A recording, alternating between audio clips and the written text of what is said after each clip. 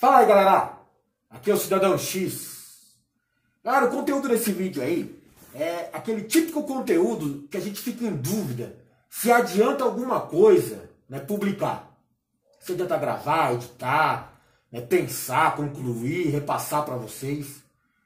Porque basicamente são coisas que a maioria das pessoas, né, ou já disseram ou já expuseram, né, seja por uma matéria, por um vídeo, por um comentário, né, ou então você mesmo já suspeitou ou até tem certeza, em alguns casos, né, da conclusão, né, tem ciência, né, do conjunto de fatos para chegar a essa conclusão. Então, cara, parece que é desnecessário até. Eu queria gravar um vídeo para falar sobre a morte do tal Capitão Adriano, Adriano da Nóbrega, né, o chefe do escritório do crime, né, o grupo de milícia que atuava ali no Rio de Janeiro, e que ficou famoso porque ele tem uma ligação muito íntima com a família Bolsonaro, correto? Foi executado na Bahia, todo mundo sabe que foi uma execução, é óbvio até, chega a ser até engraçado alguém duvidar do que aconteceu.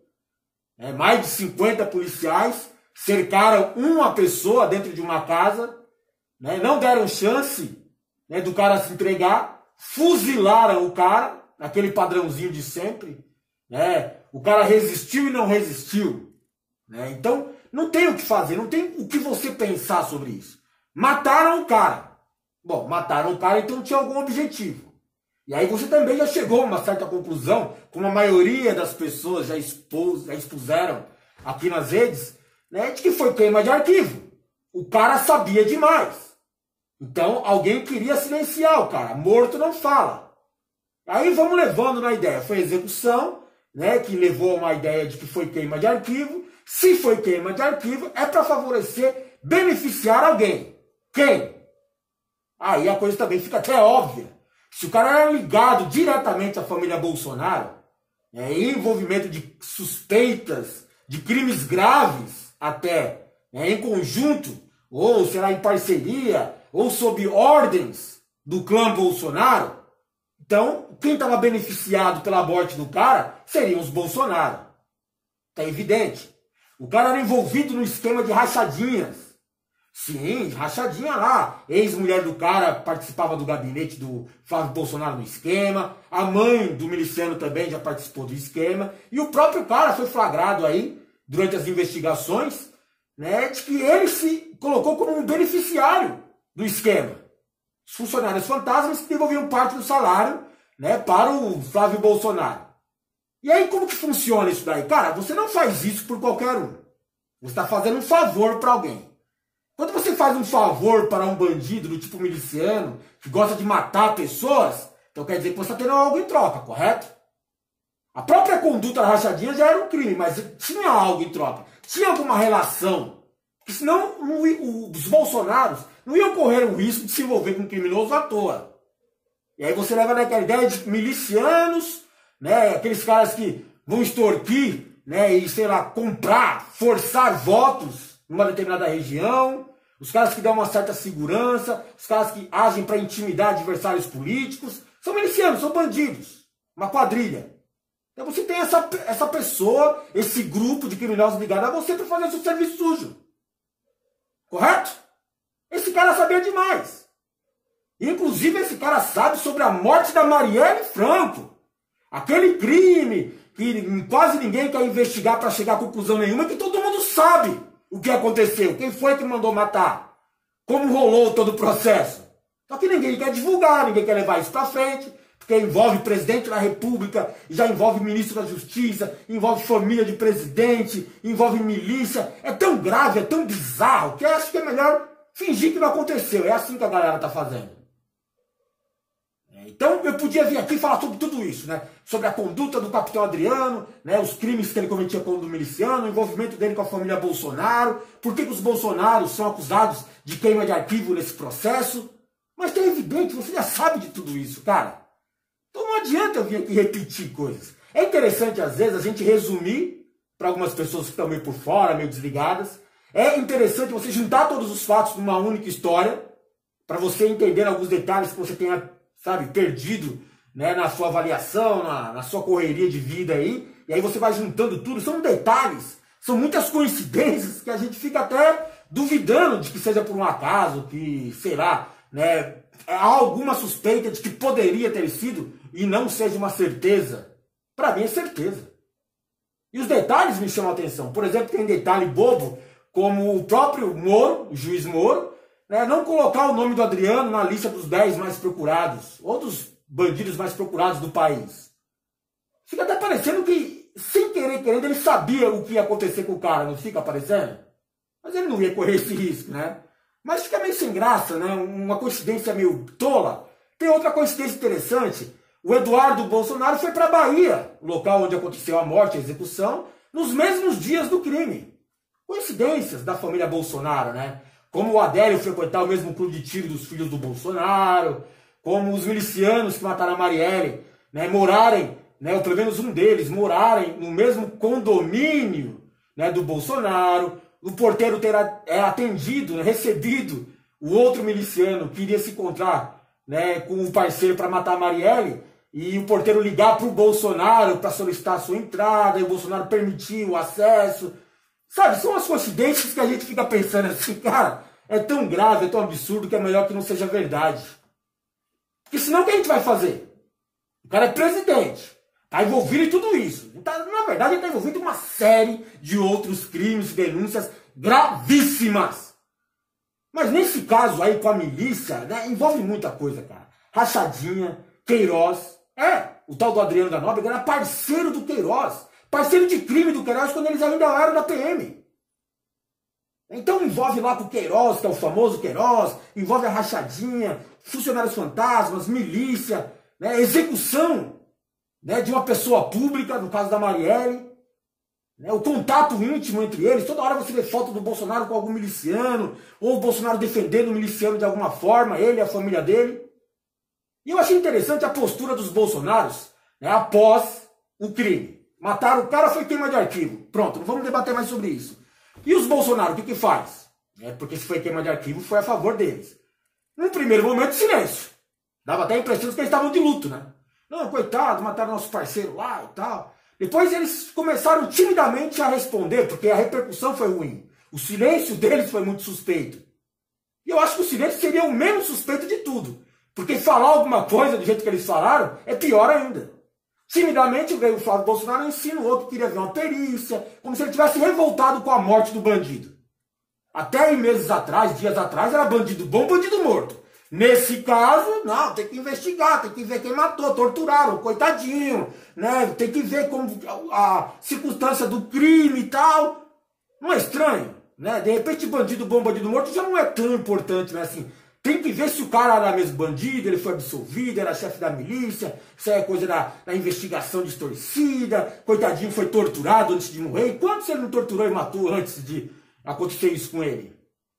E eu acho interessante isso, né? E logo depois do Flávio Bolsonaro, o próprio Moro foi cobrado a respeito de uma declaração do ministro da Justiça, né, de um crime de repercussão nacional como esse. O ministro da Justiça disse que o governo, né, que matou o tal do miliciano foi o governo do PT, porque o governador local lá da Bahia é o Rui Costa do PT, e quis fazer aquele vínculo, né, entre o PT e o assassinato do miliciano. Então, na cabeça do Moro e do pessoal lá ligados, parece que eles estão querendo colocar pra galera, pra ver se alguém acredita que o PT tá no rabo preso com o miliciano e por isso queimou o arquivo. Eles não escondem que foi queima de arquivo, foi execução. Mas a favor de quem? Não, se o PT matou o cara é porque o PT tá tentando esconder alguma coisa. E o próprio Bolsonaro complementou essa estratégia aí, essa abordagem deles. Depois da repercussão negativa, eles vieram com essa estratégia. Citar o PT, sempre o PT, culpa do Lula, culpa do PT. Milagre que eles não colocaram a culpa no Leonardo DiCaprio, ou não colocaram a culpa em uma ONG, da morte do tal miliciano. Não foi o PT. Lembra do Celso Daniel? Sabia que eles iam falar do Celso Daniel. Como se falar do Celso Daniel, né, que foi uma queima de arquivo do PT, justificasse eles queimar o arquivo deles. Olha, vocês queimam o seu, eu queimo o meu em paz. Não vem me acusar aqui não, porque você também já fez isso. Sabe? É um negócio absurdo. Mas aí eles continuaram. O Bolsonaro pegou pesado, falou não. Tem que investigar aí. O governador do PT protege criminosos. Quem é que protege criminoso aqui? Como que alguém vai acreditar, que o governo do PT, lá, né, influenciou na morte do cara, certo? E se beneficiou de alguma forma. Se o PT é contra o Bolsonaro, é adversário do Bolsonaro, a ideia é derrubar o Bolsonaro. Então, o ideal seria pegar o cara vivo e fazer ele falar. Não matar o cara. Porque quem deve ali, no caso ali, são os bolsonaros, não o PT. Como eles querem fazer você acreditar. O Bolsonaro, né, através do filho, homenageou o criminoso na Assembleia lá do Rio de Janeiro com a medalha de Tiradentes. Absurdo, né? O cara era bandido, miliciano, criminoso. Então depois o Bolsonaro foi em plenário defender, né, o cara no julgamento dele lá, onde ele matou lá o coitado lá. E aí você já condena a vítima, né? O cara morreu, era traficante. Então não vale nada. Matou o traficante, então o herói do BOPE, né, e tal, não merece ser condenado nesse caso. Você condena a vítima, ela não pode se defender. Né? Então ele falou em plenário defendendo o capitão Adriano. Depois você vê que a família do capitão Adriano trabalhava no gabinete, no esquema de fantasma e rachadinha lá. Tudo para sobrar uma grana para ele. A favor de quê? A troca de quê? O cara era parceiro do Queiroz nos esquemas aí. Então como que você pode entender que isso de alguma forma tem ligação do PT no caso? Será que o PT matou, né, o miliciano porque estava com medo do cara? Que estava trabalhando um capanga a favor dos Bolsonaro? Não faz sentido, cara. O PT não tem nada a ver com essa história. O governador, a polícia da Bahia é do governador. O governador não controla totalmente a polícia como alguns querem imaginar nesse caso, não. Grupos especiais, circunstâncias especiais como uma operação como essa daí, pode fugir ao controle de acordo com os interesses e os acordos. Lembra que eu falei que o Eduardo Bolsonaro foi à Bahia? Não é difícil surgir um acordo desse aí e falar pro cara, esse cara não pode sair vivo. Certo? E é normal, né, você ver gente ligada à polícia ser bolsonariano, a favor do Bolsonaro. Faz qualquer coisa para proteger o cara. Eu não sei se chega a esse ponto, mas, cara, é tudo muito suspeito. Observa aqui outro detalhe comigo, galera. Como o Bolsonaro tem uma conduta daqueles bandidos pateta, daqueles amadores, ou daqueles caras que não sabem direito o que tá fazendo. Tipo aquele cara que faz o peidei quem fui. Lembra quando dias atrás o Bolsonaro começou, né, junto com o deputado Ottoni de Paula e mais os filhos dele, dizer que na investigação sobre a Marielle, ou sobre a morte dela, né, iam chegar nele. Iam aparecer ligações, mensagens que iam relacionar os Bolsonaros com a morte da Marielle. Isso não foi apontado pelas investigações, não ainda. Mas os caras anteciparam a situação. Ou seja, vamos falar antes. É uma estratégia de defesa. A gente aponta, a gente denuncia a denúncia que vai vir contra a gente. Para desacreditar, para minimizar o impacto, para desvalidar o que vai vir, o conteúdo. Vão forjar uma denúncia contra mim, vão forjar uma ligação, vão imitar minha voz, né? Vão alterar o número, inventar mensagens. É o mesmo caso agora. Por quê? Porque nesse caso, sobre o miliciano, foram apreendidos vários celulares. Foram apreendidos, né? Tem que colocar plural para não ficar igual ao Bolsonaro. Foram apreendidos vários celulares. No primeiro momento eu vi a galera falando que os celulares haviam sido destruídos, mas não. Tem até uma foto que mostra desses celulares aí, que era o meio de comunicação do miliciano, que estava isolado da sua gangue, da sua quadrilha, né, como um meio de autodefesa, para se proteger da morte que ele sabia que ia acontecer contra ele. Inclusive, isso é interessante também. Ele sabia, né, demais e sabia que ia morrer, se a galera colocasse a mão nele. E, de repente, o Bolsonaro se manifesta sem ninguém perguntar nada para ele. Que ele está preocupado com a perícia da questão dos celulares. Vai ser feito perícia nos telefones, ou no telefone apreendido com ele. Será que essa perícia poderá ser insuspeita? Eu quero uma perícia insuspeita. Tá? Eu quero uma perícia insuspeita. Por quê? Nós não queremos que sejam inseridos áudios no telefone dele ou inseridos conversações via WhatsApp. É só isso. Que depois que se faz uma perícia, porventura, deixa bem claro, porventura, não estou afirmando, se faça uma perícia suspeita, tá? Depois a pessoa atingida, que pode ser eu, é certo?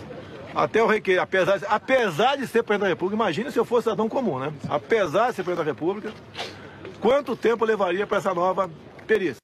Ele quer uma investigação isenta, ou seja, uma investigação que pode apontar ele, que pode chegar até ele, envolver ele e os filhos deles, como miliciano e em outros crimes, E ele quer que seja uma investigação feita por ele. A única legítima é se for feita por ele, pelo menos pelo Moro, o capanga dele.